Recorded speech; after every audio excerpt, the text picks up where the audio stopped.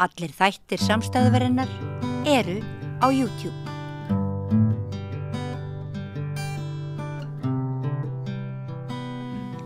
Komið sæl, það eru reynsluboltar hér í Rauðaborðinu. Til mín eru komin Una Margrét Jónsdóttir, dagskrárgerðarkona á Ríkisútvarpinu, Kristín Ásgeirsdóttir sem var þingkona fyrir samtak kvennalista og söngvaskáldið Hörður Torfason. Verið öll velkomin. Takk fyrir. Mig langa að byrja á þessu óútreiknanlega manni sem heitir Donald Trump. Að framganga hans eins og bara það að hann tekur yfir löggæslu í höfuðborginni og fleira sem að spyrja sig hvernig lýðræði er þetta? Er þetta lýðræði? Sko, ég hef verið að fylgja svolítið með þessu ég horfði svolítið á CNN og BBC og sko það gilda sérstök lög Washington DC. Þetta er náttúrulega sérstakt umdæmi og það var þannig að forsetaembættið hafði nánast öll völd yfir borginni en síðan fyrir einhverjum árum þá var svona hluti þess valds fluttur til borgar yfirvalda en hann hefur ennþá töluverð völd. Forsetinn, já. Þetta er af því þetta er höfuðborg landsins, þarna er þingið og þetta var sem sagt svona þetta sérstaka svæði. Og hann er að nýta þessa heimild sem embættið hefur og þannig umræðan hefur nú aðalega snúist það hvort það sé einhver ástæða til þess. Hann fer með tölur frá 2023, svo koma borgaryfirvöld og segja og sína fram og það hefur dregið úr glæpum. Þau hafa verið í einhverjum aðgerðum. Þannig þetta er náttúrulega bara pólitík. Það er bara, og það er spurning, hann náttúrulega sendi lið til Los Angeles. Þetta eru borgirnar þar sem demokratar ráða ríkjum. Þannig þetta er bara hluti af stríðinu milli republikana og Það er að tala miklu óvirðingu til dæmis við þá sem minna mega sín. Þetta er að bara taka heimilsöðu fólk og flytja einhver 100 kilometra bara í burtu. En ekki að leysa neitt vanda heldur bara sópanum undir teppið. En hugsaðu ykkur að forseti landsins, hann lýsir landinu sem stór hættulegum stað, bara það sem að glæpa morðingjar og nauðgarar og þjófar ráða ríkjum. Þetta er náttúrulega alveg maglust. Hugsaðu ykkur hvaða áhrif þetta hefur til dæmis á ferðaþjónustuna. Bara allt. Hann hefur náttúrulega líka lýst bara fólki frá ákveðnum löndum sem glæpamönnum. Og það er náttúrulega meira sem hann kemst upp með eins og þessar fangabúðir Alligator Alcatraz. Fólk er lokað þar inni við hræðilegar aðstæður án þess að hafa nokkuð tíma komið fyrir rétt. Fær ekki að hafa samband við lögmann, fær ekki heimsóknir, aðstæðurnar jaðra við pyntingar og maður hefði haldið að þetta væri ekki löglegt. Og svo að þeir sem að sendir eru til El Salvador. Þetta eru náttúrulega þvílíkar aðstæður. Það er annað og Trump hefur beinni sterkt sig af því að vera að senda þá í alræmt fangelsi sem er alræmt fyrir mannréttindabrot og það er eins. Þetta er fólk sem hefur ekki komið fyrir rétt, heldur er sent bara út af þjóðerni eða af því að það er sakað að vera ólöglega í landinu. Þetta eru bara einræðistilburðir, þetta er allt svona sem maður gerir, finnst mér. Verða að spila á ótta, verða að búa til niðurlæga manneskjur. Blóraböggla og náttúrulega algjört virðingarleysi, bæði fyrir lögum og mannréttindum. Svona alltaf hann bestur. Sé komin alveg að fara með það. Það er dálítið merkilegt hvernig að fólk skuli kjósa og jafnvel dýrka mann sem er sífellt með barnalegt sjálfshrós. Þetta er svona ég veit mest um þetta, ég veit mest um þetta. Já, fyrir utan það að hann hefur verið sakfelldur fyrir kynferðisbrot og fleira.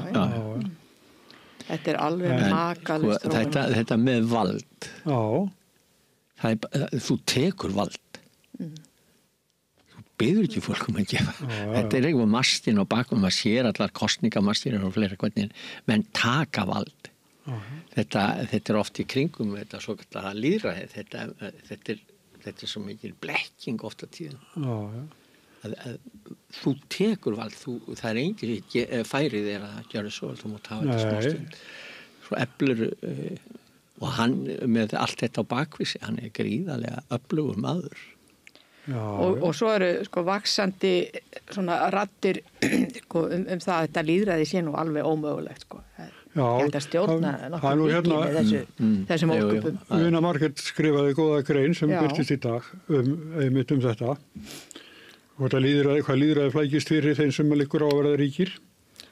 Já, mér finnst það nokkuð óhugnalegt hvernig sumir eru nú farnir að kvarta undan lýðræðinu eins og Ásgeir Ingvarsson í þessari grein þar sem hann sagði að sér finnst hann vera frjálsari í ýmsum löndum þar sem ekki væri mikið mannréttindi en í vestrænum lýðræðislöndum. Og það náttúrulega, ef maður ekki í þeim hópi sem verður fyrir ofsóknum, þá náttúrulega, og gætir þess að vera í náðinni hjá stjórnvöldum, þá náttúrulega, slíkt fólk getur verið ánægt í harðstjórnarlöndunum af því að því alveg sama þá sem að verða fyrir barðinu á harðstjórninni. Eins það kemur að þeim. Þangað til kemur að þeim og það veit fólk aldrei. Nú hafa sumir verið handteknir sem að studdu Trump opinberlega af því að það kom í ljósa að eftir því sem sagt var að einhverju þeirra voru ekki heldur nákvæmlega löglega í landinu og svo framvegis. En þetta fólk virtist halda að þetta gæti aldrei snúist gegn þeim sjálfum. Þetta alltaf. Nei, einmitt, sko. Þeir sem voru jáfnvel boðberar þessara stefnu áður, þeir Höfum við ekki séð þetta áður í veraldarsögunni? Já, það er mjög óhugnanlegt. Það er sérlega óhugnanlegt hvað margt sem nú að gerast minnir á Hitlers tíman. Nú eins og bara þetta að Trump að flytja heimilislaust fólk burt úr borginni, hann segir ekki hvert. Hitler gerði nákvæmlega þetta árið 1938. Þá var gífurlegur fjöldi betlara, heimilislausra og sjúkra, já. Fólk var bara sendið í fangabúðir og við veitum hvernig var farið með það. Já. Þetta minnir á þennan tíma, segir við. Þetta Sagan endur tekur sig. Sagan endur tekur sig. Já. Hún gerir það einhverju leiti sko, en það er alltaf svona einhver blæbrigði. Eitthvað öðru sem ég tek undir það. Þetta minnir alveg, sko þessi þróun, hún minnir mjög óhugnulega á þessa tíma. Og þessi fyrirlitning á sko ýmsum hópum og þeir sem að sko skera sig úr á einhvern hátt. Það er bara, maður býður bara eftir því að þessi rauðhærðu fari að... Já, þeir geta alveg verið settur á listan. Já, það getur verið hvað sem er, sko. Örfendir. Já, hvort ekki. Trump beinlínis hæðst að fötluðu fólki sem frægt er. Já. Þetta er eitthvað svona sem að, sko, gott að fá í umræðuna hérna. Þegar við þurfum að, þó að við hefum ekki beina árið eitthvað þar, þá þurfum við samt að taka einhver afstöðu til þess sem er að gerast og það er náttúrulega hryllingur sem er að gerast. Gera það ekki allir mér á minna að taka afstöðu, þú stundum fylgist með þessu við heyrum stundum og fólk segir bara ég er búin að fá nóg í bíli, ég get ekki meira, bara slekkur ég bara á fréttatíma. Já, ég kannast í svoleiðis tímabíla, ég bara loka á allt þessu nenni. Já, maður fær bara yfir sig. Þú veist, sem bara mín ævi hefur verið að lifa við einhvers konar ógn. Kúpudeilan, ég fyrir aftur í 50-60. Það er alltaf. Við erum minnist að þetta Idi Amin í Uganda. Þetta er bara lífmanns er alltaf, þetta er eins og veggfóður. Þessi óhugnaður. Já, það er það. En svo er það svona þetta volduga ríki sem Bandaríkin óneitanlega eru þó þessi ekki eins og þau voru áður kannski en þetta alveg svakalegt, þetta skiptur okkur öll máli bara, og tölum bara tollana til dæmis núna þó þetta sé nú bara 15%. Það hefur áhrif að streyma peningar inn í Bandaríkin vegna tollana. Það eru samt mjög mikla deilur í Bandaríkjunum sko, þetta sko, því að það náttúrulega hækkar líka verðlag, vörurnar hækka. Og með hvað afleiðingu verður það? Það er bara verðbólga og... Já. Og það er nú líka eitt sem ég veit ekki hvað maður að segja þetta, hann er sko að reka núna fólki sko á Hagstofunni, af því að byrti ekki nógu góða tölur. Einhvers konar statistík. Það er alveg í stíl við hann. Sendiherra sem er ekki þjóðastofnun. Það er eitthvað furðu fugl, já. Við ekki eftir þjóðastofnun.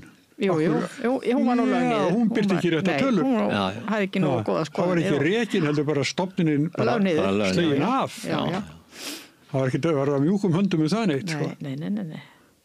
Nei, en svo má maður ekki gleyma því, sko, Donald Trump hann hefur náttúrulega lag á því, hann er í öllum fréttum alla daga. Já. En það eru, sko, svo á meðan þá er ekki verið að fylgjast með því sem gerist í ýmsum öðrum löndum. Ég var að segja ykkur að ég var bara fram á nótt að horfa á danska sjónvarpinu og heimildarmyndir Afganistan. Bara þróunina, sko, frá því að Bandaríkjamenn réðust inn í Afganistan 2001 og ég heldur að það var ekki 2002, semst eftir árásina á tvíburaturnana og öll þróunni, sko, þangað til og það var mikið af viðtölum, sko, og bara, sko, það sem gerist í þessu landi. Svo er það Írak, Sýrland, hvað er að gerast í Sýrlandi? Já, hvað er að gerast þar núna, sko, en fréttamiðlarnir, sko, þeir eru alltaf að, sko, fókusera á svona einhverja, og náttúrulega auðvitað Gaza, sko. Það sem tekur mestu athyglinna. Já. En svo veit maður ekkert hvað er að gerast, sko, á öðrum stöðum. Já, en núna er það miðvikudagur, ekki morgunundur hinn sem það hittast í Alaska, Trump og Putin. Og jafnvel Zelenski, Ég var nú að hugsa, hvernig á nú Zelenski að komast þarna? Ekki getur hann flogið yfir Rússland. Ég held að þau myndi bara skjóta niður vélina, sko, ef hann færi að fljúga þá leiðina. Þannig að það fara, held ég, bara... Já, það er nú ekkert smá ferðalag. Heldur það, myndi skjóta niður. Já. Þetta er loftreikin yfir Rússland. Hún er bara lokuð. Þeir var margreynt að drepa hann. Það var nú aldeilis fengur. Hvað hét nú kallinn þarna sem þið skutu, þarna hersöðingin þarna sem var yfir hérna Wagner, alveg rétt. Þeir eru nú ekki lengi að losa sig við hann. Nei. Það er Rússland, sko, talandi Bandaríkjuna en sko Rússland og þróunni þar, hún er náttúrulega líka, sko, ógnvænleg. En sko, mér finnst einhvern veginn, andinu vera þannig að fólk býst bara við því að Putin tækja hann bara í bóndabið. Hann eigi bara enga möguleika á móti Putin. Já, það er þessi saga að Putin hafi svo mikið taka á honum. Hann skuldi eitthvað. Já, þessi fræga ferða hans til Rússlands í fornum.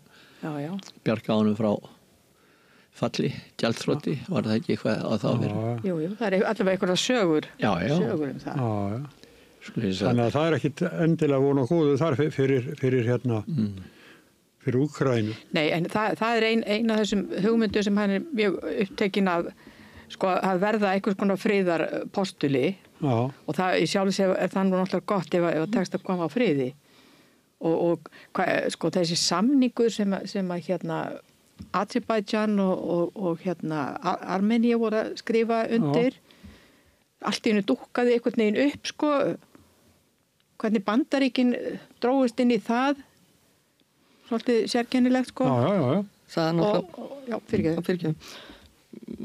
náttúrulega mjög undarlegt í sjálfu sér að bara svo hugmynd út af fyrir sig að Rússland og Bandaríkin geti samið örlög Úkraínu.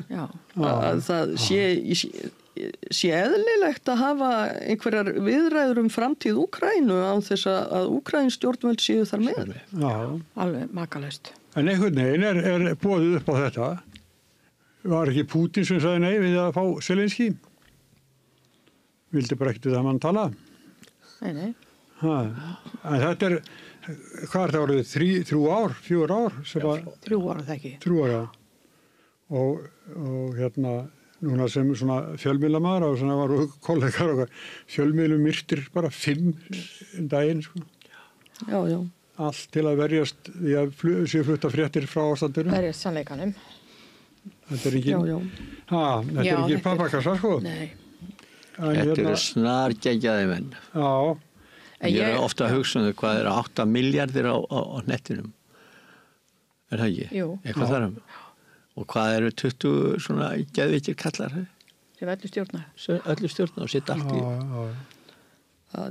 Þetta er voðalega furðulegt ástand. Og mjög mikil öfug þróun í heiminu. Já, það er það. Og eins og þú nefna hörður, sko, að við höfum nú upplifað margar, sko, styrjaldirnar og ég segi það nú alltaf að fátt hafi nú haft eins mikil áhrif á mína kynslóð, við erum nú svona sömu kynslóð, að sko, eins og Víetnamstríðið sem var náttúrulega algjör hryllingur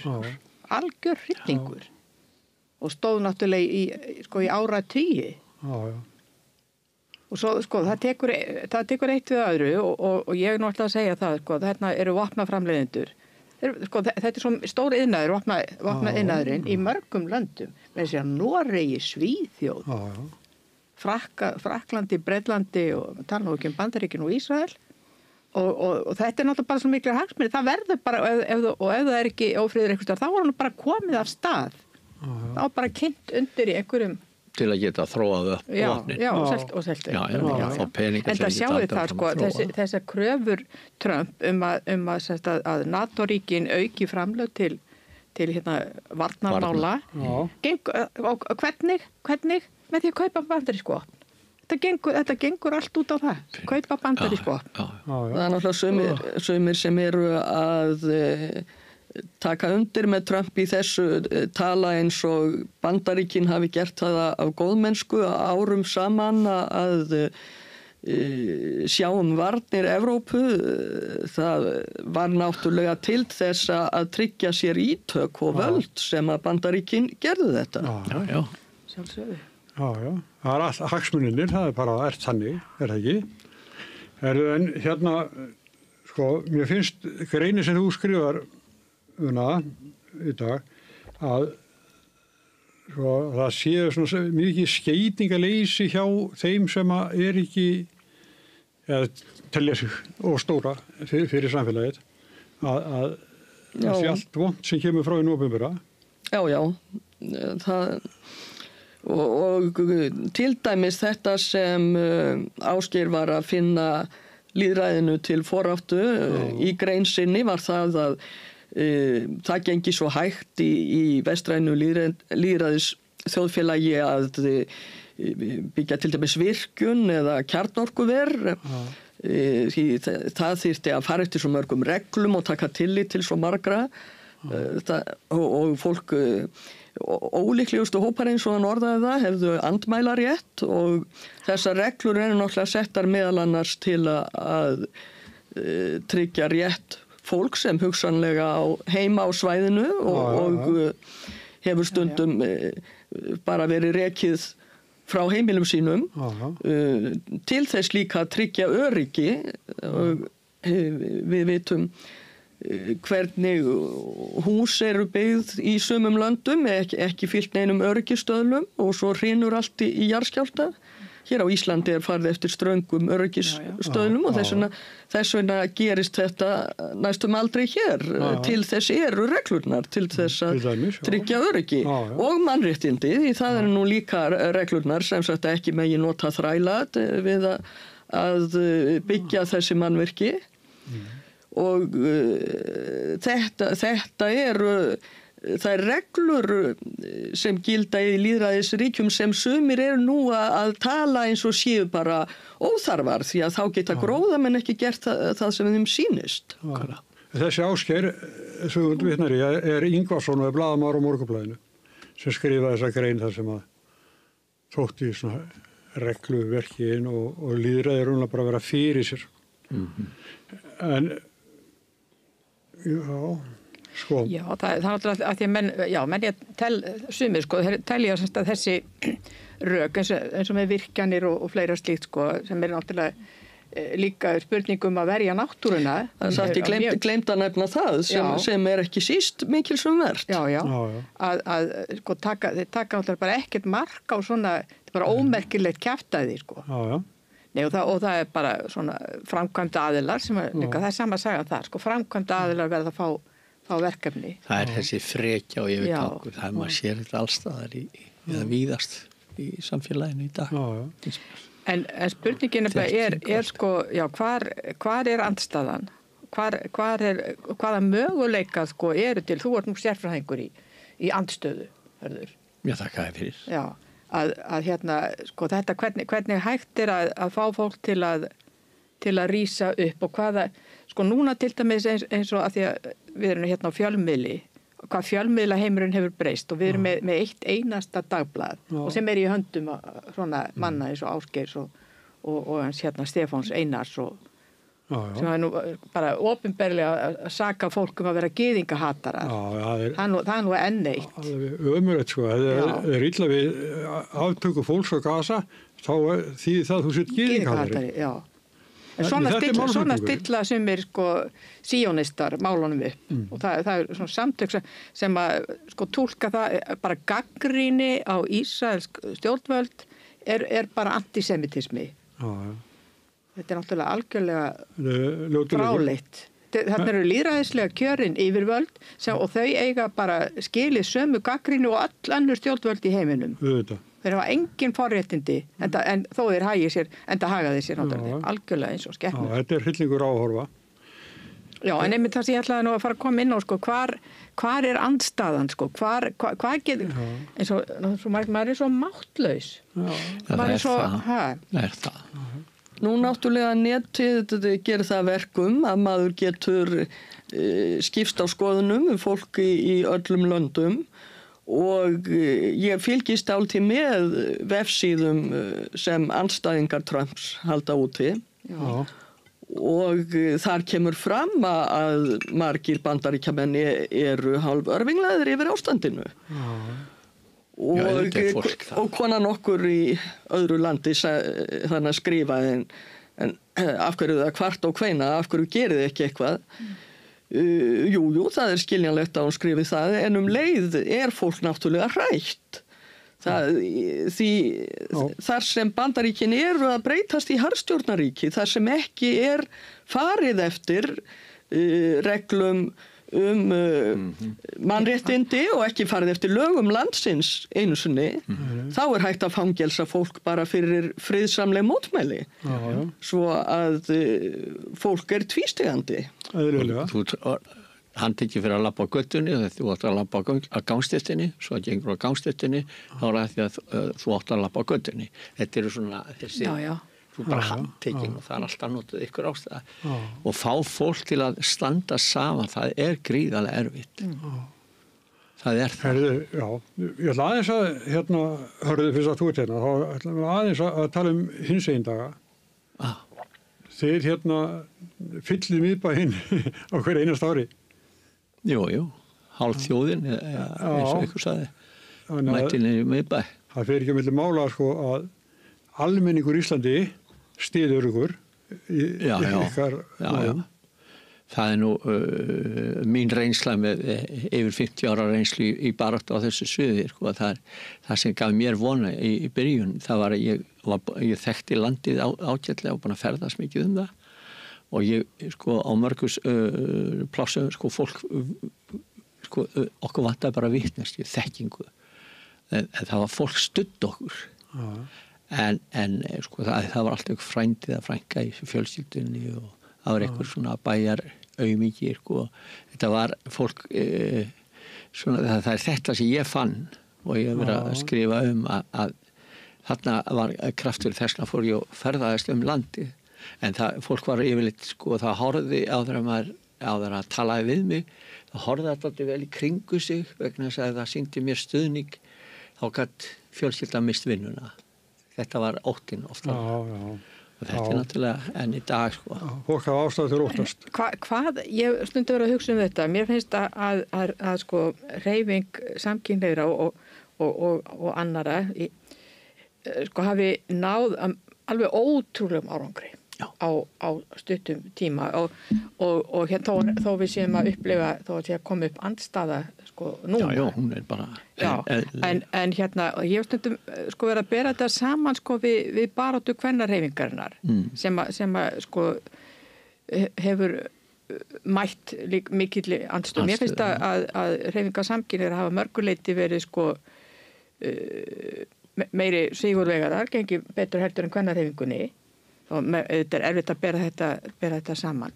Hvað heldur þú að hafi skipt sköpum? Ég var með ákveðna kenningu. Sko, ég er að taka saman, taka fram, ég er að svona, reyna að fá fólk með mér í lið að skoða þessa sögu, því að við vorum að ræða þetta, ég og Stein og Jó og fleiri stelpur svo voru með þessu út af hátíðinni sem verður í október.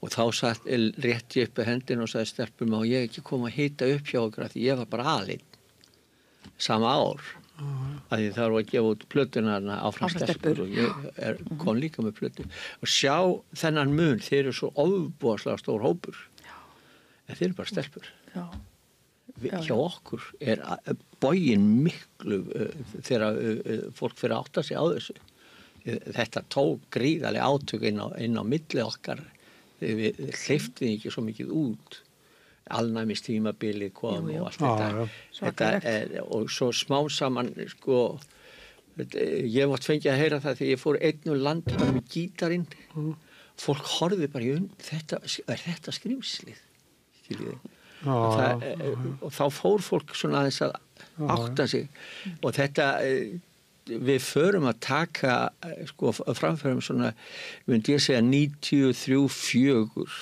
þetta gerist alltaf í svona stökkum og eftir að stelpurnar komi inn að þetta eflist segir nú bara svo að Magga Pála kemur inn hún var gríðalegur stökkpallur því að hún var svo tengd inn í pólitíkina það var það sem við vorum alltaf að reyna að komast inn í og Guðni það var ekki vel séð, sko, það var nú einhverja pólitíska sleikjur, en það var allavega þannig legg ég upp með þetta að tengjast stjórnmálafólki, fá lagalega vernd, það var það sem ég sá alltaf byrjun. En sko, hvað það sem gerir það, ég held að sko, þetta sem hefur verið svo kæft hjá okkur, kynhvötin, kynhneigðin, hún er svo miklu fjölbreyttari heldur en við vilja viðurkenna og fólk sem hefur barist við þetta að setja þetta niður í sér alla ævi það eigir allt í einu von og fer sko, ég vil að kaupa sér peysuföld kallmaður eða hvað er það sem býr inn í manneskjunni og það er þetta að leyfa manneskjunni að vera það sem hún er manneskjur er almennt ekki að brýna hnífa heima hjá sér til þess að fara að drepa fólk þetta er bara þeirra innra líf og þau fara inn í finna sjálfa sig og fara að blómstra en það er það ekki þegar þetta byrjar allt saman fyrir 50 árum að þá voru líka hommar og jafnvel lesbíur sem voru sko anstæðingar þínir að hafa gert ég var eini maðurinn frá 1975 til 82 það kom þarna eitt strákur sem lýst yfir að væri hommi í sjónvarpinu hann var ekki baráttunni eða neitt slíkt og hann hvarf bara en ég er eini sko þú fór í land ég flutti mig, ég gerð söngvundar ég var ekki að flýja, ég flutti mig þess til mér var ekki líft hérna Nei. og þegar ég var í hættu með þessi í Kaupmannahöfn á meðal Íslendinga en þetta að ég fá fólk til að skilja þetta og það fór alltaf svona smátt og smátt En hvernig finnst þér að þú varst í einhverjum lúksusvagni núna í gleðigöngunni? Já Og hvernig fór því? Þú hugsa til 50 ár tilbaka, þú veit einn að berjast á móti allt og allt, sko. En núna bara, Sko, það konur sem sátu við sikkur með hliðina á mér. Þær sagði, ég fyrir að gráta, því að það var fullt af fólki sem kallaði til mig, þakkaði þér fyrir og gerði svona, hugrekkið og svona. En ég veit að ég hef alltaf dálítið fjarska á þetta. Já, þetta náttúrulega svo mikið þannig að... Þetta svo stórt verkefni. Já, líka þú kemur hérna keyrandi fólk alveg í massa meðfram götunni. Já. Frá því... Svo get ég ekki, sko, þetta baráttan svo ég byrja svo mikið, rétt það. En mér tókst að hafa það af og virkja með mér fólk og passa aldrei að vera í vegi fyrir því. Alveg þegar ég sá hæfileika fólki, sko, að íta undir það ekki mig. En svo kom líka svona gott baráttu fólk í lið með það, sko. Og þar í liggur, sko, að hafa dyrnar opna fyrir alla, hleypa fólk inn, ekki standi vegi fyrir því. Ég marg bett á þetta. Hérna var helgin áður, það var hérna Páll Óskar í helgispjalli hjá Gunnari Smára. Mjög skemmtilegt viðtal. Og hann svona náttúrulega hefur aðra reynst en þú, hann var alltaf fættur þegar þetta var. Já, ég meina, hann ekki fættur þarna. Nei, en hann samt 20 árum yngri. Hann samt hérna góður fulltrúi. Já, ég meina, skilur, það þetta að leyfa fólki að blómstra. Ég held einmitt að það, sko, að það hafi skipt mjög miklu máli að það voru svona frægir og vinsælir einstaklingar. Felix Bergsson, sem var nú í barnatímanum, alveg elskaður af hérna börnunum. Páll Óskar, sem náttúrulega líka alveg gríðarlega vinsæll. Ég man ekki hvenær Páll byrjar, sko.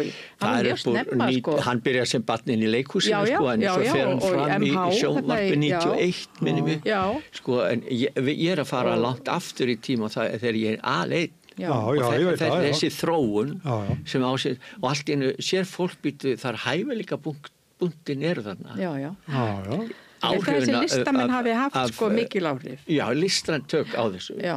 Og að viðtalið hérna við mig 95, ég meina ég var búin að vera í 2 kvikmyndum, ég var með 2 hérna 75, já, fyrir og 2 vinsælar hljómplötur, fullt af tónleikum. Ég var í útvarpi, ég var í sjónvarpi, ég var í þjóðleikhúsinu, ég var dansari, ég var leikari, það þekkti með þjóðin, það var bara 1 útvarpsstöð og 1 sjónvarpsstöð. Það þetta sem svo sjokkilegur í. Ég vil okkar aðeins til að minnast á þennan pilt sem þú nefndir áðan, þannig þennan eina pilt sem kom fram í viðtali í sjónvarpinu. Jón Ragnarsson. Því að þetta var held ég áræðanlega það fyrsta sem ég uppgötvaði að samkynhneigð væri til. Ég hef verið líklega svona, þetta hefur verið líklega 77 eða 8, ég hef verið 77. Svona, já, þá hef ég verið 11 ára. Og ég man eftir þessu, þegar viðtal við pilt og ef ég man rétt, sko, þá var eins og svona veggur með veggjakrót á bakviðan og mér sýndi standa þar nonni, en eftir á sé ég að það hefur sjálfsagt staðið þar hommi. Svo þetta viðtal, ég býst við því að þetta verið einhvers konar leikmynd, viðtal, náttúrulega man ég þetta ekki vel. Og svo talað við hann og eitthvað ég man eitthvað, það var spurt hvernig hann hefði fundið að hann væri öðruvísi, eitthvað slíkt. Og ég var náttúrulega bara barn og ég botnaði ekkert í þessu. Hvað var eiginlega verið að tala? Svo ég spurði pappa og mömmu hvað þau að tala? Og þessu, það eru karlmenn sem verða ástfangnir af öðrum karlmönnum. Og þau sögðu mig bara svona hlutlaust frá því, sko, sem það gá ekkert upp skoðanir sínar og ég hugsaði bara, nú er það til líka. Þannig að sem betur fyrir uppgötaði þetta frekar hlutlaust, þó að náttúrulega fordómar væru það miklir á þessum tíma. Þetta var náttúrulega í rauninni brautryðjandi viðtal eins og þú segir. En ég er búin að fara sko í kringum þetta land, það oft 2 hringja á ári jafnvel. Og það fullt af fólki sérstaklega í dag eftir upp úr 2010 og fólk fyrir að segja við mig sko, Svipu og þú segir, ég hafði aldrei vitað hvað hommi var fyrir en þú komst. Skilur við pláss og umræða var náttúrulega engin. Nei, hún var aldrei og fólk fór og hvað það? Og menn hafa sagt mér aldrei heyrt þetta orð. Það sem að ég Þetta var líka bannað í útvarpinu, mátti ekki nefna. Það mátti nota orðið kynvillingur. Ég fór unglingur Vesturland til að vera sjómaður og í því plássi var Maggi í Sunnu kallað þar, húði sem hann vann í hétt Sunna í Ólafsvík og fór svo sögur var Maggi Bristol. Og ég man aldrei eftir að væri talað hann með óvirðingu. Nei, það var ljúf mannvist, Já, ég segi það, hann bara, er hann hommi, en það var ekkert helvítis hommin, það var ekkert að ég heyrði aldrei talað þennan mann með óvirðingu. Hann bjóð þarna og þetta líka að þú nefnir Ólafsvík, þegar ég að missa allt út úr höndunum og flúin land, eða svona, þá það þeir sem að ég hringi þá og ég hjálpaði þeir réðum í vinnu.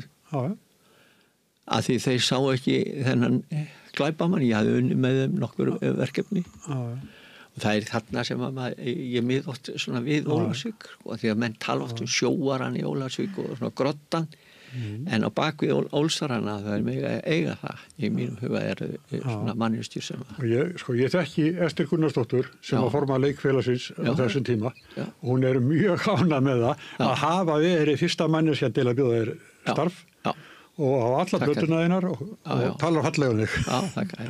Varstu þá að leikstýra? Já, ég og leikstýra. Svo líka að allt þetta hjálpar til og eins og við nefnir Magga í Sunnu og svona voru menn til í næstu hver einasta plássi. Það fór bara mikið fyrir þeim. Sumstar voru þeir lamdir og þeir eru misnotaðir og sumstar voru faldir. Það var kannski fyrir þeir sem voru svona laumuhúmar frekar, en sá sem kemur bara og bara hommi og hvað þá? Einmitt. En ég veit ekki. Þetta byggir á því að við gefum fólki tækifæri til að vera það sjálft. En mórallin var þannig í þessu að nú þurfum við þið að verja þau réttindi síðan þau fengið. Lítið til annar landa þar hafa samkynhneigt fólk verið að missa réttindi og nú þurfa á Íslandi, ég rétt mér, þá þurfa þið að verja þau réttindi sem hafi náði hingað.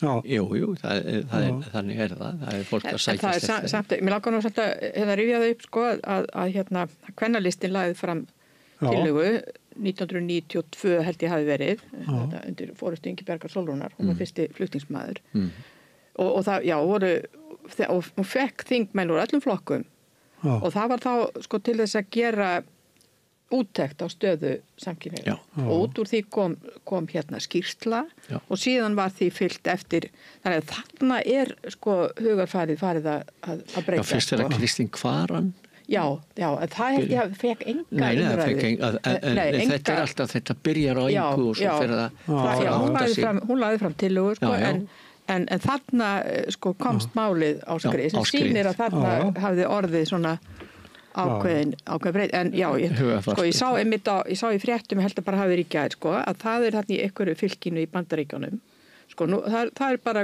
kröfur það að banna hjónabönd samkynhneigðra sem að búið að leyfa nú bara taka þetta. Já og það einmitt nú á þessum uppgangstíma fasisma sem þessir tímar eru, það þýðir ekkert að loka augunum fyrir því. Það þarf svo sannarlega að verja áunninn réttindi og meðal annars hefur komið fram að það trúarsöfnuður í Bandaríkjunum sem Trump hrifinn af og Pete Hegseth varnarmálaráðherra beinlínis í þessum söfnuði og leiðtoginn vill svipta konur kosningarétti. Þannig að karlmaðurinn á að vera höfuð fjölskyldunar og aðeins fjölskyldufaðirinn á að kjósa. Það það sem hann boðar og ég tala nú ekki náttúrulega samkynhneigð hún á bara að verða glæpsamlega aftur. Samkvæmt hans kenningum og Pete Hegseth að deila þessu inn á þessum kenningum inn á sína síðu svo það varla nokkur takmörk fyrir þeim þeim fasisma sem að þessi stjórn daðrar við að innleiða og er byrjuð að innleiða. Og það fulltrúi sem sko á ríkisstjórnarfundum. Já. Þannig að það bara... Ég segi, svo þykist þetta fólk vera kristið. Það náttúrulega það fáránlegast af öllu. Já, hugsa ykkur sko, ég segi bara. Ég hugsa bara í samtíð þetta í kringum aldamóti 1900 í Þýskalandi, þar sem það var svo mikið glaum og gleði í Berlín og þau voru frægir fyrir samkynniða. Já, og fram að 30. Já, fram að 30, þangað til og Magnús Hirschfeld og allt þetta. Og hvernig Hitler drapit allt niður. Þetta er bara svipuð. Þið fóru bara í gasklefana. Já. Herru, sko, Grensásskirkja flaggaði fánunum ykkar, reppufánunum. Já.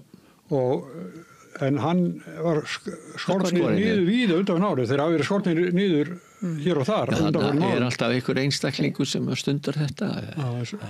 Svo segja prestarnir þar, ekki heldur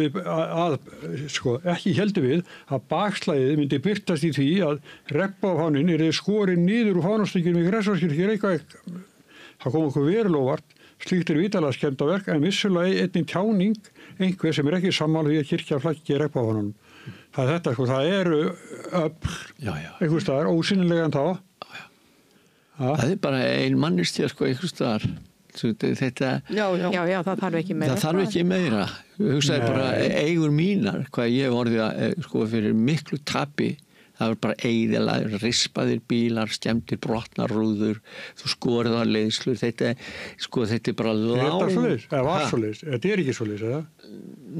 Nei, það er ekki ennþá, en ég hef ekki haft mig svo mikið í frammi. Þetta kemur alltaf, ef ég fer eitthvað dálítið fram og ger eitthvað, þá byrja þessar árásir, lengt og ljóst, það þýr ekki að vera kvart yfir þeim, það er bara að taka þeim. En á netinu verður... Já, það er enn í dag og út á götu að koma aðila sem svífara mig alveg. Ég ger alltaf saman, ég bara bakka frá þeim því þú veist aldrei hvað er að hafa innan klæða og geng bara í burtu. Ég tek aldrei, tala ekki við þetta fólk. Það ælir yfir með alls konar svifringum. En með kristni, það finnst mér einmitt merkilegt hvað það er í Nýja testamentinu, einmitt lýsing á þessari manngerð sem síðan hefur öldum saman þóst vera kristið og verið með einhverjar harðstjórnarreglur eða ofsóknir gagnvart öðrum. Þessu fólki er lýst í Nýja testamentunum þar sem eru farísearnir. Og öfgahægri fólk sem nú þykist vera kristið, þetta eru farísearnir alveg lifandi komnir sem þykjast náttúrulega, það eru þeir sem saka Jesú Krist guðlast, hann er beinlínis tekinn af lífi fyrir guðlast og þeir þykjast einir vita hvað rétt sé. Nákvæmlega eins og einmitt það fólk sem er með öfgar í kristnum trúarbrögðum og þetta fólk lítur alltaf fram hjá meðal annars Jesús talar margsinnis það að það sé rangt að safna auði. Erfiðara fyrir ríkan mann að komast inn í himnaríki en úlvalda í gegnum nálarauga. Og þetta er ekki eina ritningagreininu þetta. En þetta er ekki minnst á. Kasti fyrsta steininum. Fyrir utan það, Sáiðar sem syndlausir, kasti fyrsta steininum. Ég ætlaði að bjóða ykkur upp á mikið léttara hjal. Já, það var góð tími fyrir. Pólitík. Íslenska pólitík. Er það létta hjalið? Já. Og svo skemmtileg. Nei, það er svona brjósikur. Nei, ég ætlaði nú bara að fara svona sko í síðustu Gallup sko þá er náttúrulega Samfylkingin komið upp í tæpa 35% sko. Sjálfstæðisflokkurinn og 18 og Viðreisn 16. Ég er svona velta fyrir mér sko nær Viðreisn Sjálfstæðisflokkurinn. Það er ægilegt áfall fyrir Sjálfstæðisflokkinn ef að klofningsflokkurinn verður stærri. Er ég eini sem er gaman að þessu? Nei, ég galans. Það væri skemmtilegt ef Viðreisn færi fram og sjálfstæðisflokkur. Það var að vinna tveimur prósentu. Já. Sko, þetta, ég held að eins og hefur nú komið fram í konunum, sko, almenningur var nú ánægður með það hvað ríkisstjórnin stóð fast á veiðigjöldunum. Já.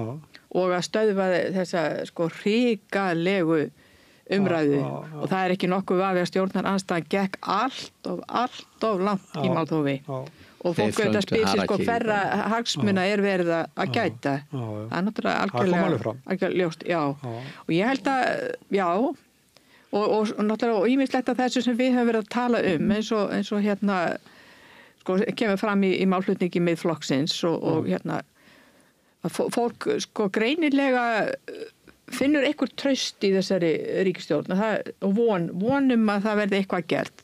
Nú að það náttúrulega eftir að koma í ljós, sko. En stoppum að það, þessi ríkisstjórn, sko, sem eru náttúrulega ekki búin að sitja mjög lengi, 8-9 mánuði eitthvað.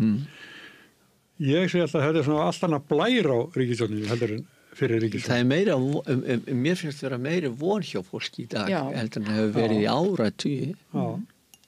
Trátt fyrir ýmislegt, sko, að þá er það eitthvað þannig. Og þetta ég veit ekki, þeim fyrir ekki við að sko, þegar ég var með búsaldabyltinguna, það kom margir til mín og sagði, þegar ég var að beða fólk að hjálpa mér, af hverju á ég að vera að hjálpa þér? Til að minnka áhrif Sjálfstæðisflokksins, sagði ég við marga. Ok, þá skal ég hjálpa þér. Það voru margir sem gerði þetta.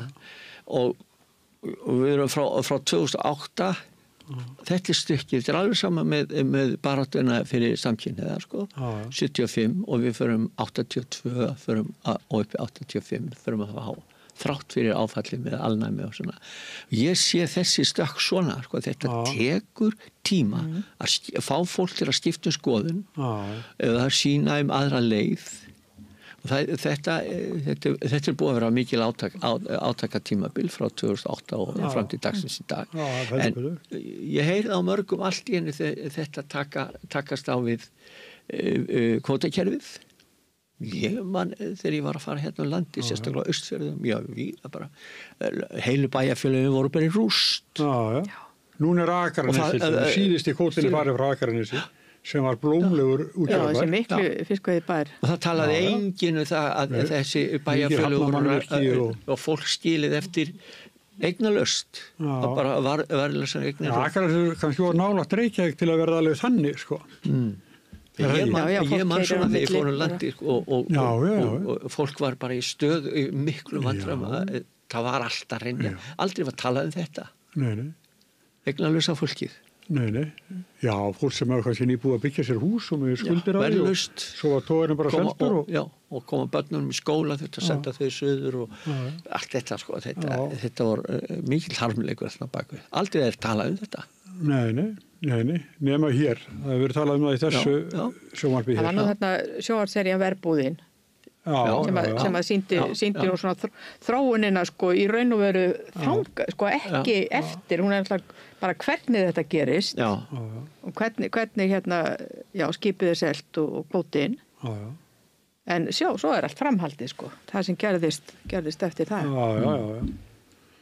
Þegar að sumir fóru söður ofsaríkir og meðan aðrir, sko, mistu atvinnuna og voninum að geta eignast það sem það voru að gera.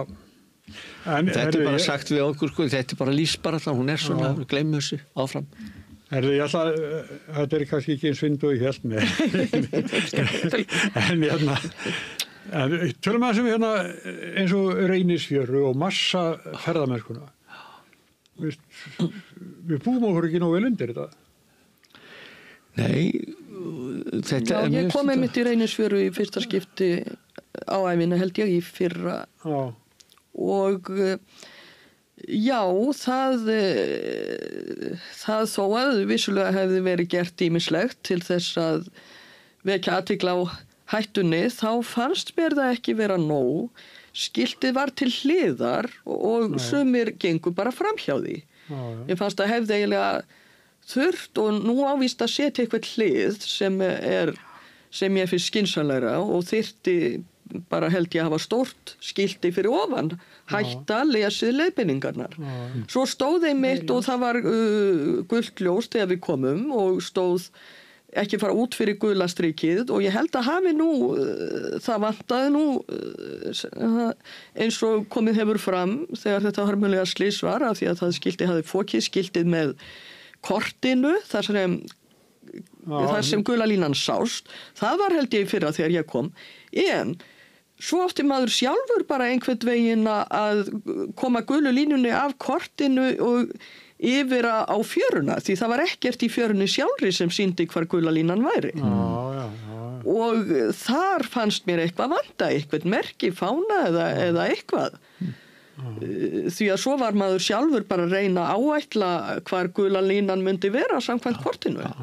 Ég vil gera eins og það hérna upp á, ef við erum að fara að Hellisheiðina, þar kemur svona skemmtir bílar og hversu margir hafa látið þá árinu.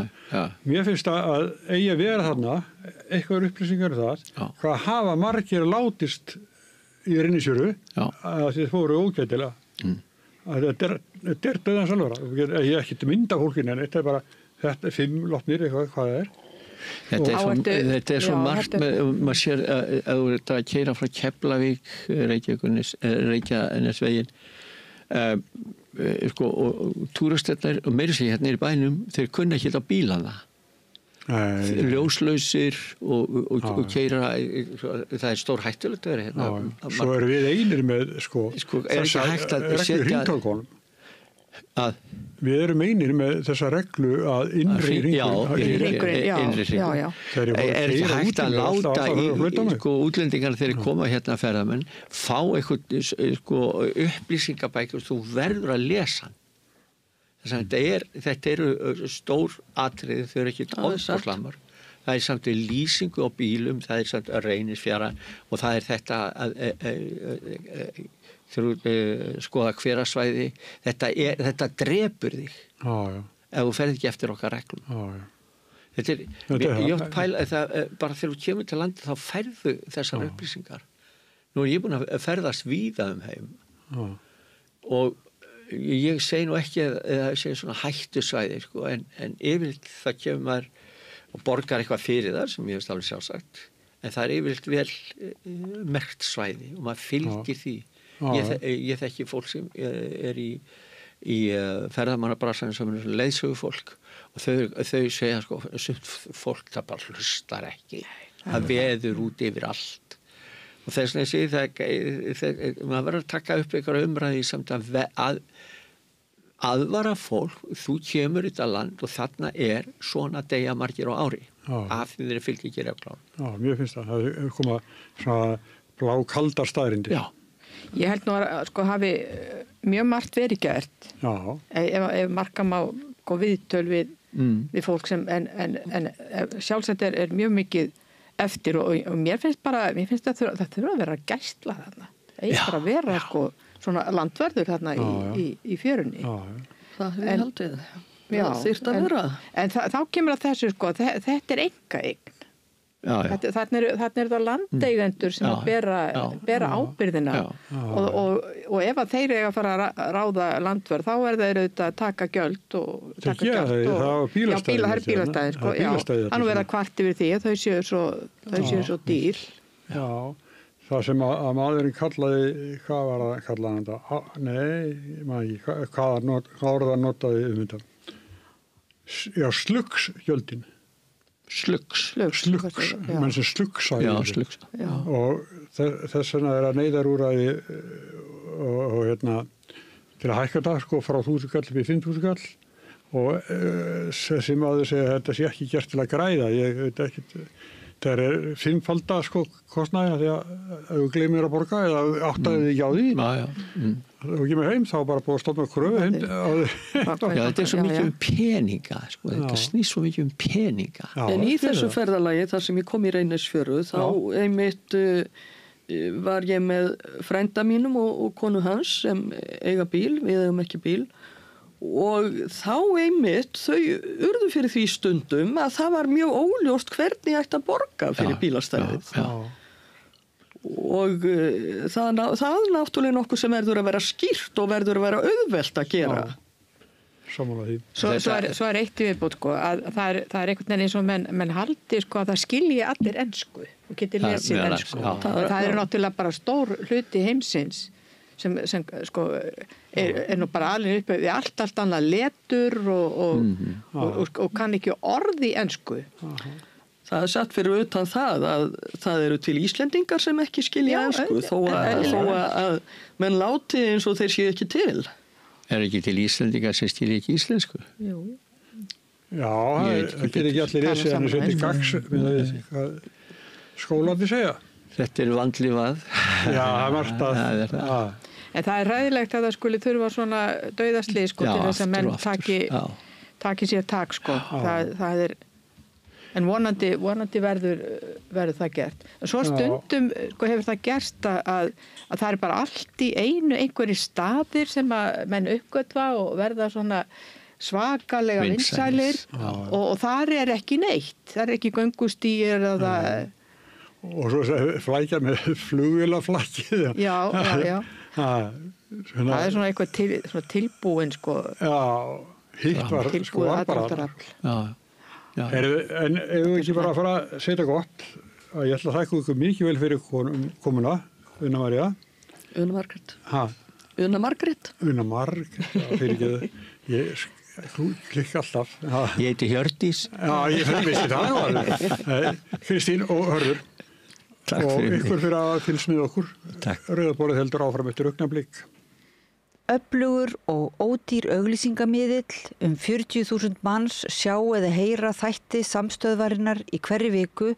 Ef þú vilt auglýsa, sendu póst á samstöðin.is. Frjáls fjölmiðlun á í vök að verjast, allstaðar, ekki bara á Íslandi.